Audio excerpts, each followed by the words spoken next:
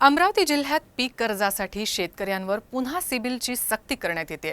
650 पर्यंत स्कोअर नसल्यास कर्ज घेण्यात शेतकऱ्यांना अडचणी येत आहेत। गतवर्षीच्या हंगामापूर्वीच राज्यस्तरीय बँकर्स समितीचा निर्णय झाल्यानंतर सर्व बँकांना तसं कळवण्यात आलं होतं। शिवाय जिल्ह्याचे तत्कालीन पालकमंत्री देवेंद्र फडणवीस यांनी देखील 9 मे 2023च्या जिल्हा बैठकीत बँकांना निर्देश दिले होते। त्यामुळे या प्रकाराला काही प्रमाणात पायबंद घातला गेला। त्यानंतर यंदाच्या खरीप हंगामासाठी शेतकरी पीक कर्जाची मागणी करीत आहेत। यावेळी बँकांद्वारा शेतकऱ्यांचे सिबिल स्कोअर तपासणी करीत आहेत।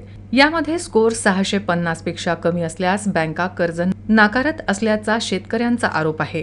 अडचणीच्या काळात एखाद्या शेतकऱ्यानं खासगी फायनान्सचं कर्ज घेतल्यानंतर कर्जाची किस्त भरण्यास उशीर झाला असल्यास त्याचा परिणाम त्याच्या सिबिल स्कोअरवर होतो।